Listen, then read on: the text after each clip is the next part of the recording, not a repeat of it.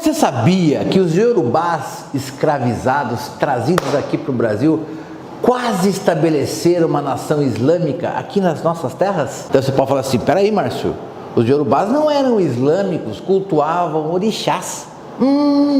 Será que é isso mesmo? Fica ligado nesse vídeo porque hoje você vai conhecer a revolta dos malês. Um salve com muita alegria, família Mandiboa, com energia, com entusiasmo, com tudo que há de melhor dentro de mim, para você que é membro da família Mandiboa. Neste momento eu peço que todo e qualquer mal que esteja com você nesse momento seja quebrado e caia por terra, que durante todo o tempo dessa nossa reunião virtual, que todas as bênçãos sejam derramadas sobre você para que você conquiste a sua felicidade e retome o seu equilíbrio. Família, fala aí, mais de 300 mil membros da família Mandiboa, o canal que não para de crescer, são mais de 1.900 vídeos, são mais de 10 anos no ar. Olha, nunca deixamos uma semana sequer sem conteúdo inédito para vocês, porque a gente faz isso porque a gente ama a família, nós amamos a nossa família Mandiboa, então sinta esse amor e a gente recebe esse amor todo dia de vocês. E já que você quer mesmo mostrar, fazer uma prova de amor, então clica no like agora, família Mandiboa, tá? Clica no like porque o like é importante. Você sabe que esse vídeo aqui é legal, conteúdo histórico, que deu muito trabalho para fazer. Olha, o professor cansa, viu? E quer caçar informação para vocês.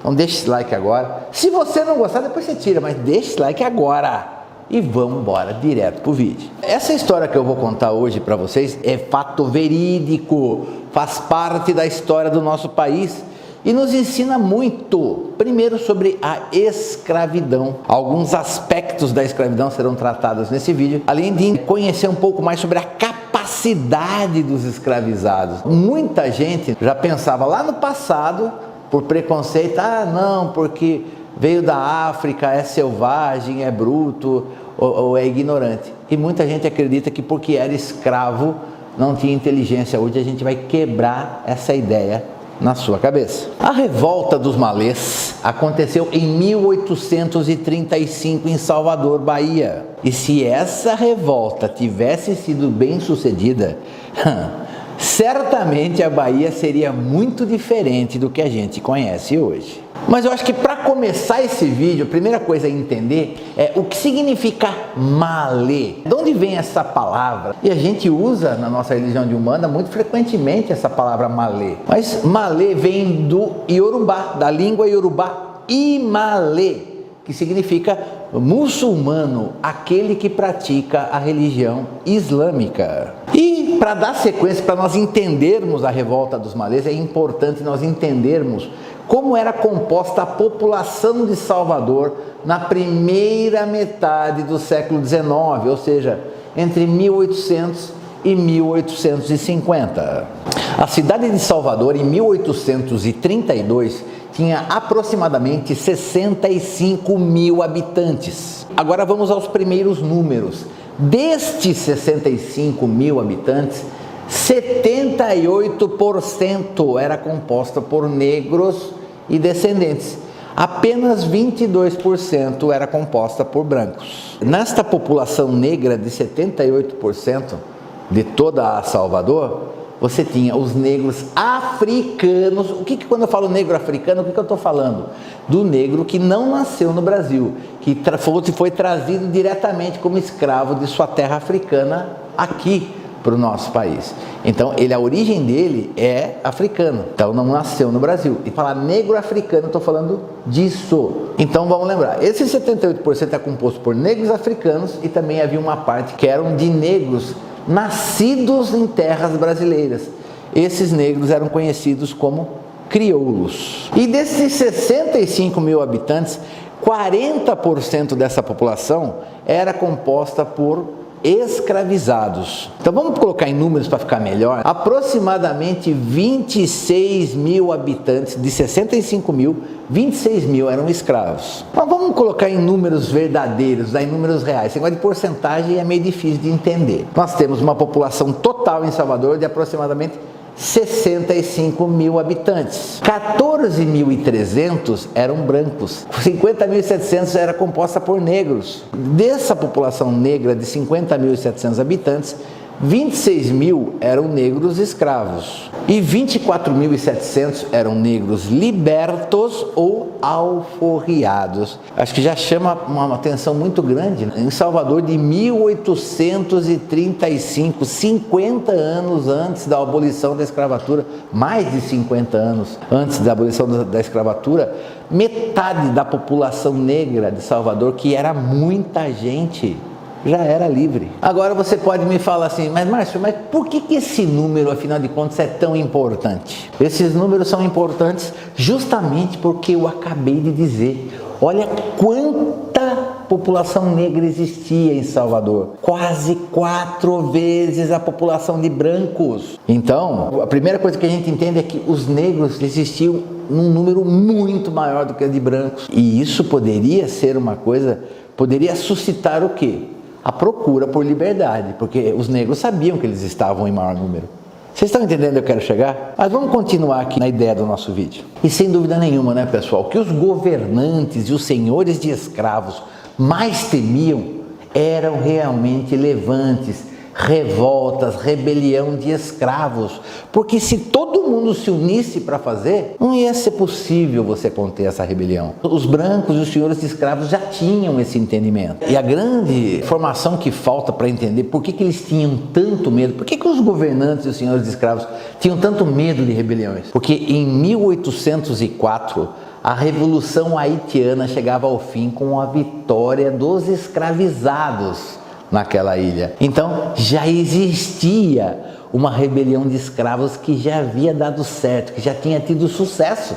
E acho que quem sabe por esse medo que existia entre os brancos principalmente, os negros escravizados de Salvador gozavam de alguns pouquíssimos benefícios. E dá pra gente separar isso em qualquer lugar, mas pensando que Salvador era uma capital, não era mais a capital do Brasil nessa época, mas era uma grande capital, havia sido capital do nosso país e era uma cidade muito grande. Então você dividia os escravos em escravos de lavoura e escravos urbanos. No recôncavo baiano, e quando eu falo recôncavo baiano, são as terras que circundam a Baía de Todos os Santos, no recôncavo baiano, os escravos de lavoura trabalhavam principalmente no cultivo de fumo e de cana-de-açúcar. E esses escravos de lavoura representavam uma parcela muito pequena de todos os escravos da região. Já os escravos urbanos eram também conhecidos como escravos de ganho. Trabalhavam como ferreiros, sapateiros, pescadores,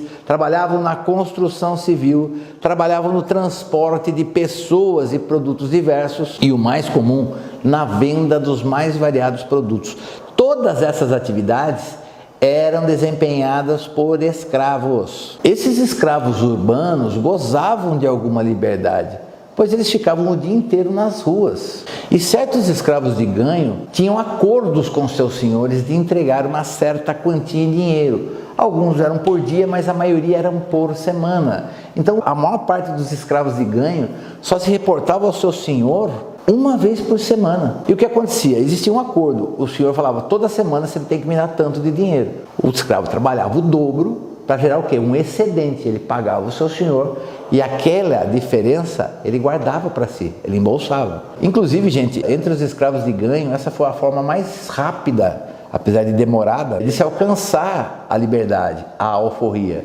Porque eles guardavam esse excedente e quando conseguiam o dinheiro suficiente para comprar sua liberdade de seu senhor, eles assim faziam. Quer saber quanto tempo demorava em média para ele alcançar esse valor para comprar sua liberdade? 9 anos, em média. Podia ser um pouco mais, podia ser um pouco menos.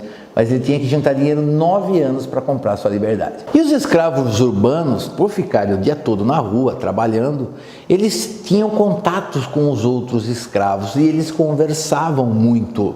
E adivinhe qual era o tema mais comum nas conversas desses homens e mulheres? Claro, né, gente?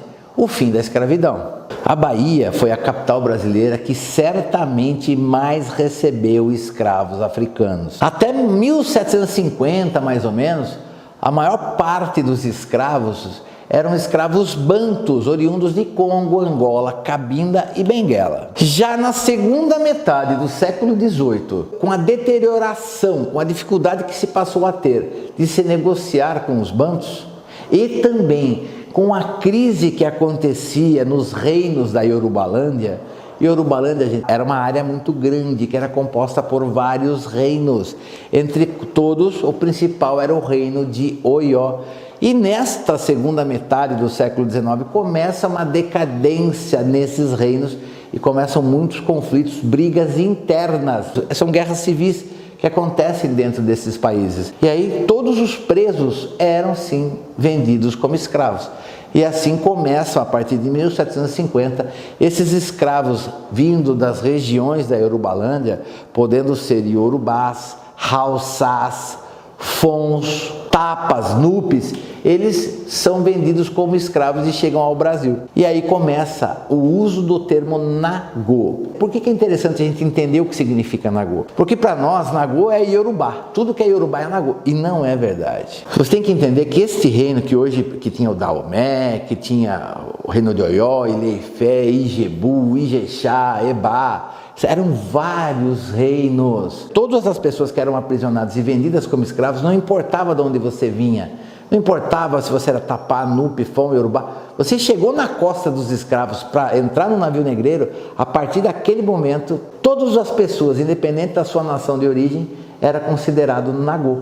Então Nagô são todas as pessoas que vêm de toda essa vasta região, que a gente chama hoje de Yorubalândia, porque a Yorubalândia não era um país, não era uma nação, mas um conjunto de nações. E o engraçado é que o Brasil absorveu bem o termo Nagô. Veio da região da Nigéria, Benin, Togo, que é o que seria hoje, para nós é Nagô.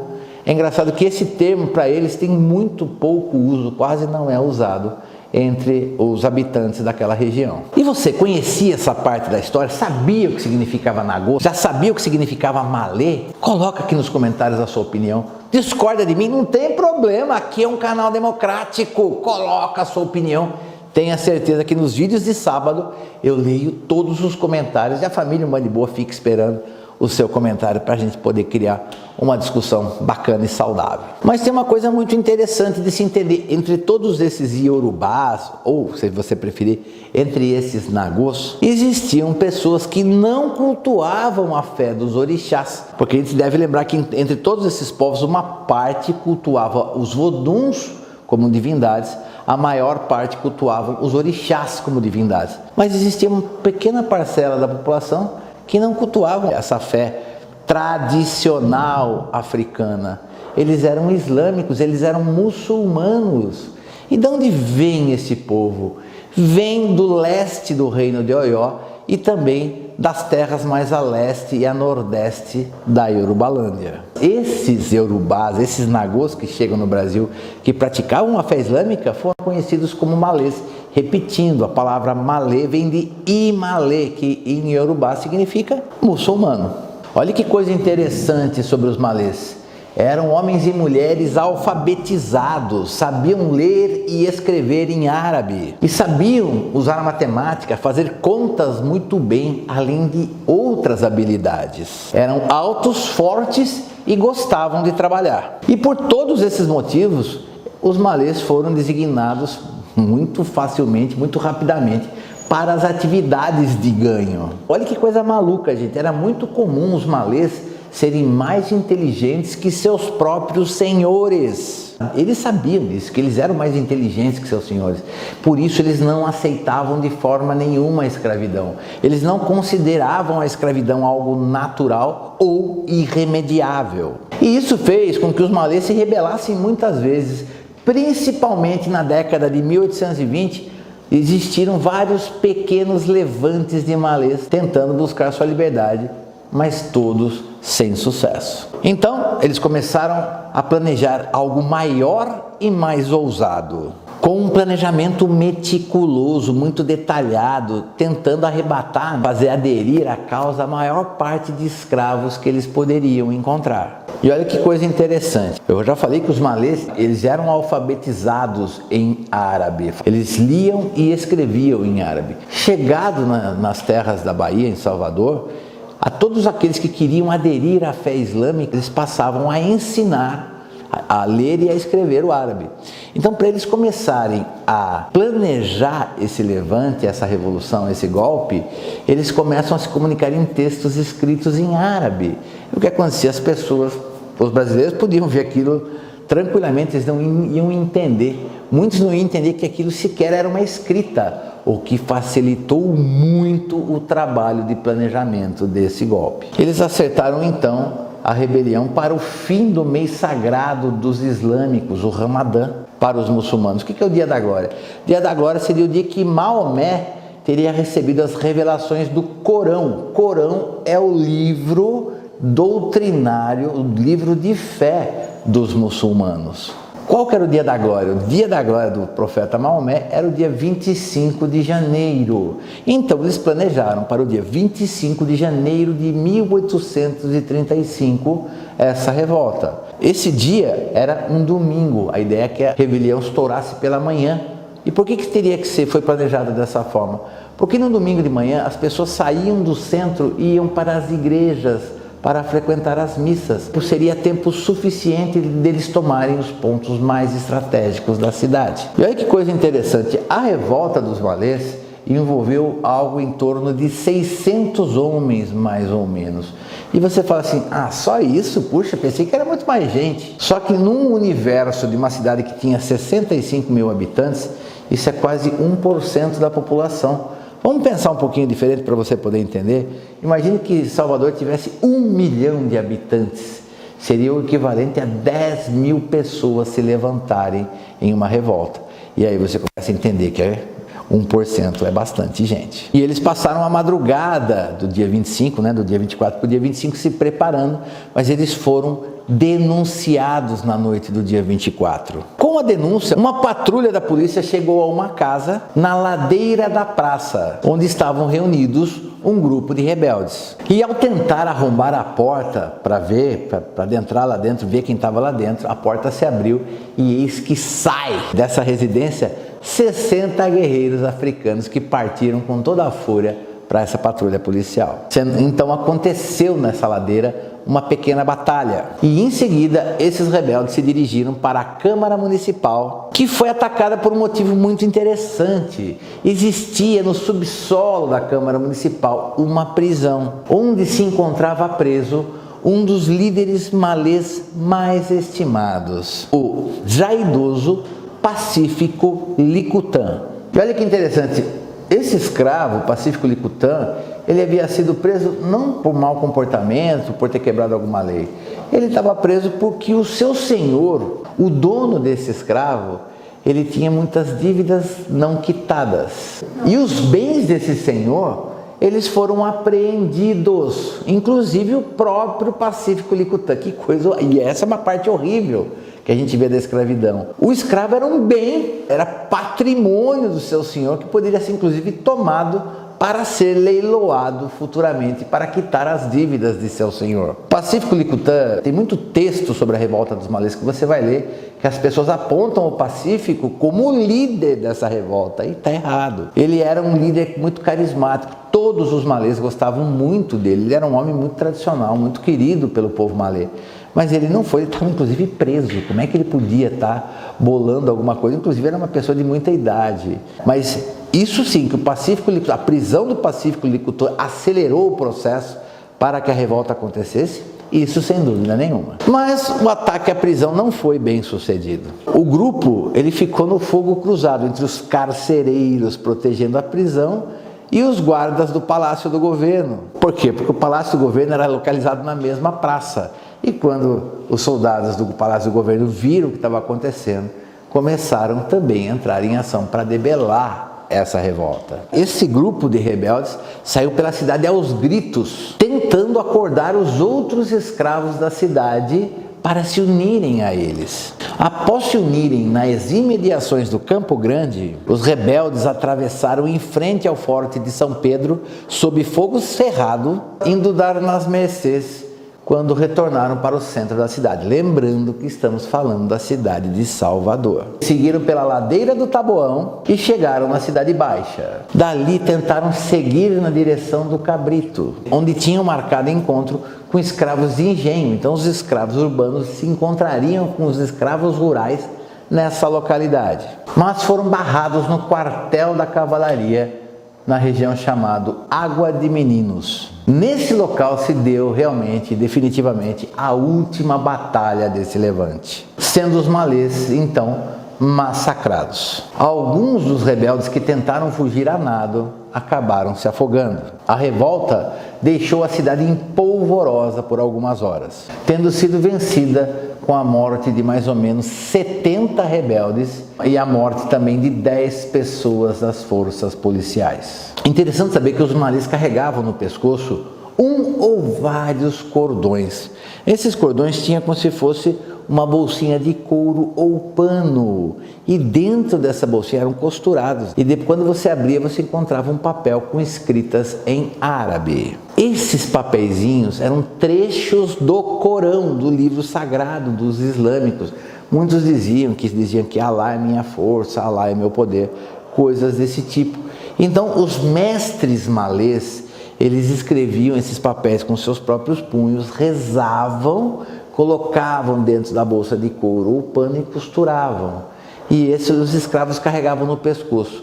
Originalmente isso era feito para espantar os maus espíritos, mas houve quem disse que os escravos, no dia dessa revolta dos malês, descarregavam isso, porque diziam que seus corpos seriam protegidos durante a batalha. Isso é muito interessante de saber, gente. Por quê? Porque o conceito de patuá nosso existe de duas formas. O patuá pode ser da origem banto e pode ter várias coisas dentro dele. Pode ter sementes, pode ter cruz, pode ter galinho, folhas de ervas dentro, e você pode rezar e fechar. Esse é um patuá.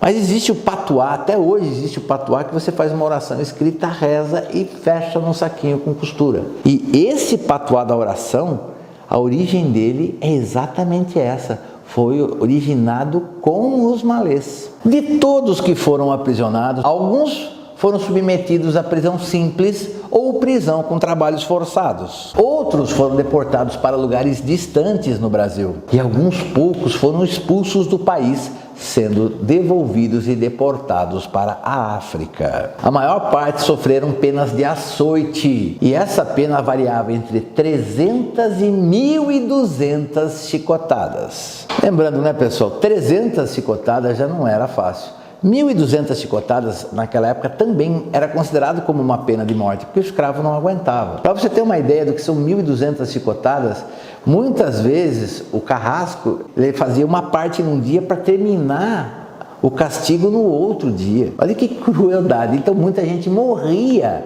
durante o açoite. Mas não era uma pena de morte, era uma pena de açoite. É absurdo isso. Nossa, cada coisa horrível. Agora, apenas 4 foram sim encaminhados diretamente para a pena de morte. Esses 4, eles foram mortos por um pelotão de fuzilamento. E não sabemos com exatidão todos os objetivos dos malês. Sabemos que, em primeiro lugar, eles queriam sim acabar com a escravidão, queria a abolição da escravatura. Mas existem indícios que os malês, caso vitoriosos, que eles iriam fechar as igrejas católicas, recolher as imagens de santo, quebrar e queimar todas essas imagens. Dessa forma, tornariam o islamismo a religião oficial daquela nova nação que eles estavam estabelecendo. E todos os brancos e os negros que não eram malês seriam escravizados. E é por isso que no começo do vídeo eu falei que se tivesse tido sucesso, hoje Salvador certamente seria muito diferente. Tem uma coisa interessante, já que a gente está falando de Salvador, quando saíram para as batalhas, os malês, eles usavam uma roupa branca chamada abadá, que é como se fosse um camisão mais comprido. Isso chamava-se abadá, que é que dá origem ao termo abadá que a gente usa, abadá do carnaval, abadá da festa XY. O abadá também tem origem com os malês. Mas tem algumas coisas que precisam ser ditas. Nem todos os escravos malês aderiram a esta revolta. E os negros nascidos no Brasil, em sua maioria, também não participaram dessa rebelião. Eu acho que esse episódio da história brasileira nos mostra a capacidade de articulação dos escravizados. E entendendo esse povo africano que chega na Bahia, principalmente no século XIX, na primeira metade do século XIX, a gente entende por que os candomblés são tão fortes na Bahia. Por que a Umbanda não tem, por exemplo, as religiões de origem banto não tem tanta força assim em Salvador, por exemplo. Uma outra coisa que nos mostra é a capacidade que a religião tem de realmente levantar, organizar, aproximar pessoas para alcançar um objetivo. E claro que a abolição dos escravos, nesse caso, era um objetivo político, era um objetivo necessário, mas era sim um objetivo político. E de tudo isso, eu acho que o mais importante é entender como a gente não sabe nada da cultura africana. A ponto que eu tenho certeza que nesse vídeo muita gente ficou surpresa em entender que existiam entre os iorubás existiam muçulmanos. Muita gente não sabe disso, muita gente não sabe, não tem essa informação. O quão mais coisas nós não sabemos sobre os povos africanos que chegaram em nosso país. E por que é importante entender isso, gente? Porque essas culturas, esses povos trouxeram sua cultura e impactaram a nossa cultura. Eles mudaram tudo. A nossa forma de pensar, a nossa arte, a nossa culinária, música, dança e a religião. Por fim, gente, acho que também não dá para esquecer de falar disso. A gente vê muita gente usando esse termo malê. Tem o Exu malê, tem Ogum malê ou Ogum de malê. Tem gente que fala que existe a linha de malê, inclusive gente de quimbanda, sem saber às vezes que malê significa muçulmano e que nada tem a ver com as religiões afro-brasileiras. E galera, é isso que a gente gosta de fazer, a gente ama ensinar. Então assim, nós estamos agora no mês de dezembro, se você quer um cursinho rápido que te ajuda a entender os principais pontos da Umbanda, direto ao ponto, sem relação, 24 aulas curtinhas, direto ao ponto, que você vai assistir na ordem que você quiser e por um espaço de tempo, quantas vezes desejar, entra no nosso site umbandiboa.com.br e acessa o curso Começando Bem. Você faz a matrícula por ali mesmo e começa a estudar agora. Tenho certeza que vai fazer muita diferença na sua vida. Pessoal, também é importante lembrar você que se você gosta do nosso canal, gosta de conteúdo histórico, gosta de Umbanda, se inscreva no nosso canal e ativa o sininho aí, ativa a notificação para você receber sempre as notificações de novos vídeos. Esse foi um vídeo que deu muito trabalho para fazer, eu espero que você tenha gostado. Se você gostou mesmo, se não deu like lá no começo, dá o like agora pra gente. Você sabe o que eu quero? Eu quero que você fique de boa. Salve meu Pai Oxalá, salve todos os orixás e guias da nossa religião de Umbanda. Eu peço hoje que abençoem a todos os umbandistas e principalmente que nós da Umbanda possamos reconhecer, entender, estudar as nossas origens, as nossas raízes, tudo por onde os nossos ancestrais passaram, para que nós pudéssemos gozar da liberdade de praticar a nossa religião de Umbanda sem reservas, apesar de todo o preconceito, termos muita liberdade para praticar a nossa religião. Pai, que a força desses ancestrais que buscaram pela liberdade, que mantiveram sua cultura, que nunca deixaram de estudar, que nunca deixaram de sonhar, que essa força e esse poder de nossos ancestrais chegue até nós, a mim e a pessoa que assiste esse vídeo nesse momento, para que nós possamos ter a força de construir um futuro novo e muito melhor para todos nós. Pai, dai à pessoa que assiste esse vídeo a saúde, a proteção, a paz, a luz e a prosperidade. Linda história dos negros malês. Que essa história possa sim nos inspirar positivamente. Que Oxalá te abençoe hoje e sempre. Até a próxima.